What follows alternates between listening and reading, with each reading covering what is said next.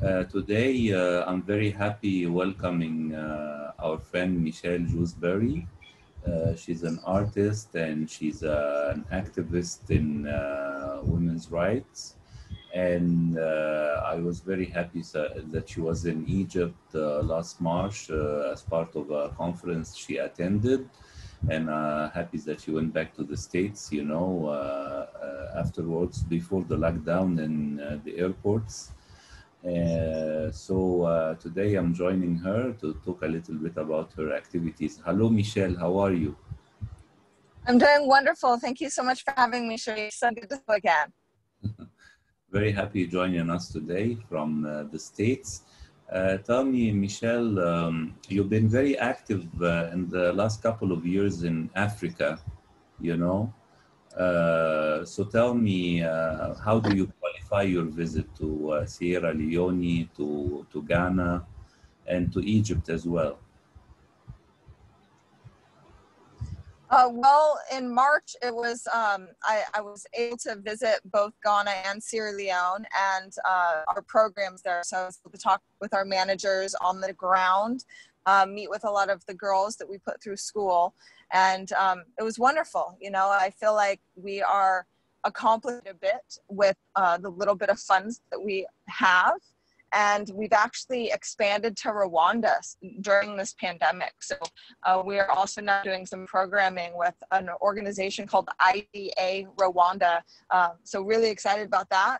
And then in Egypt, I actually got to speak. So I spoke at the Women's Economic Forum in March. And that's where we got to meet, which was really awesome, face to face. And that was very empowering. And well, being a survivor of domestic violence and seeing firsthand some of the injustices that happen worldwide, just in West Africa, but all over the planet, I feel like because I have firsthand experience and because our team on the ground has firsthand experience, can impact even more people, because we're not trying to bring Western culture to Africa or to the Middle East. What we're trying to do is just empower and educate women and men about abuse, domestic violence, human trafficking, and sexual violence.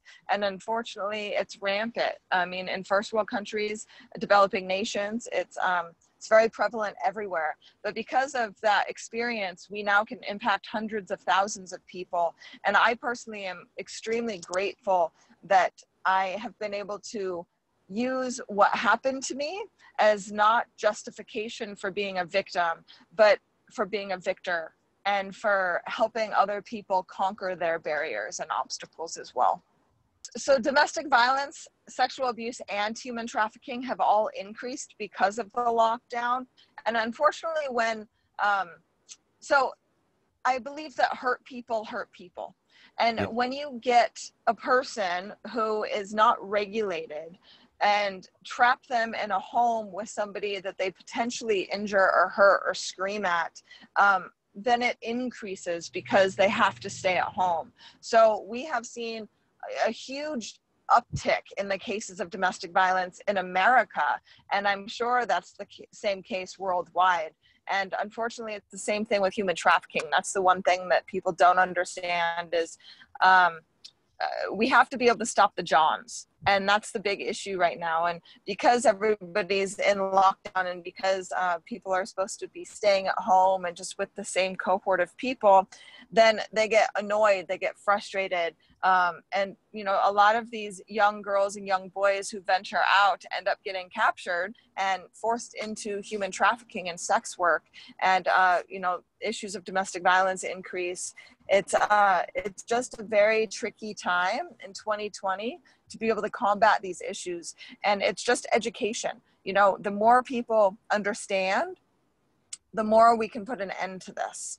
And a lot of people just don't get that domestic violence is illegal, that women have the same morals and value that a man does. And that's just something that it's going to take time for people to know. But yes, unfortunately, because of the stay-at-home order, there has been a huge uptick in both domestic violence and human trafficking. I think that if you are able to utilize film and TV and theater and be able to portray different experiences from stage, that is a huge tactic and key to be able to educate the regular population, to educate people about what's really happening.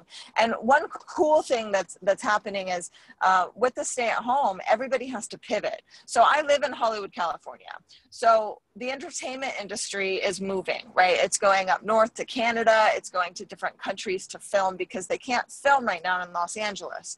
So what we're seeing are a lot of creators, a lot of artists going online and pivoting their business to streaming their plays or their TV shows from the computer, from Zoom, something similar to what we're using now. And I'm doing what's called Club Escape with a partner of mine. Her name is Melanie McSally. And we are putting together this event. We were successful in doing this in April, and we're going to be putting together another one where we actually have artists come on. Whether they're aerialists or musicians or spoken word, theater, comedy, whatever that looks like, by having them come on our show and raising funds for Unsilenced Voices. It's a great way to utilize the stay-at-home order and teach people that pivoting to online is not necessarily a bad thing, but you just have to embrace it. So you can't be scared of it, but you have to embrace it in order for you to move forward and take that plunge like the rest of the planet. For sure. So Unsilenced Voices, like I said, we're in Ghana and Sierra Leone and just expanded to Rwanda. As soon as the stay-at-home order is lifted in Los Angeles County, we are planning a live in-person event to educate the community and provide resources to survivors of domestic violence and human trafficking. And then my speaking and coaching, I'm actually going back out on the road in 2 weeks. This will be my first live speaking engagement since March. So super excited about that. I have been speaking, I probably spoke at about 27 different virtual stages already, which is kind of cool. And then that's awesome because I can do it from my car, which I'm doing now, and talking to Egypt, you know, which is all the way on the other side of the planet, which is crazy. However, a live in-person event where I actually get to interact with people and see people face to face, I'm very excited. And that's going to be in 2 weeks in Denver, and it is the Global Elevation Summit. And then after that, I'll be traveling to Chicago to help out Power Team International. I'm a founder with Power Team International, and they are opening a new success center in Chicago. So I'm going to speak there and talk a bit about Power Team and what we do. So we're excited to come and educate students, uni students in Egypt and all over really the Middle East and also Africa. But yeah, so I'm planning on coming soon. And, you know, thank you for giving me praise, but I do want you and your audience to know that I'm nobody special. You know, the first 3 weeks of this lockdown, I was pulling my hair out just like everybody else. You know, I didn't like the stay-at-home order. I didn't know how to manage my feelings and my thoughts. But then I started implementing what our team teaches, which is being able to elevate your thoughts, recognize what you're going through, express your emotions, using words of affirmation, and then taking action steps. So those action steps can be anything from going on a hike, biking, walking, getting enough sleep, making sure to eat well, putting positive material into your brain, reading great books, listening to amazing podcasts. And I think that that's so essential because that helped me. That helped me get out of the slum and the depression that I was in for a few weeks, and then come out on top, ready to pivot and ready to educate and speak and empower other people. Because the reason why we talk, the reason why we tell our story is to make a huge, significant impact in this world. And I think that is so important to realize that, you know, if you're experiencing fear, depression, anxiety, it's normal. And just being able to take that next step forward and just keep walking the path that you're supposed to go, and things will work out, and continue to speak up and tell your story.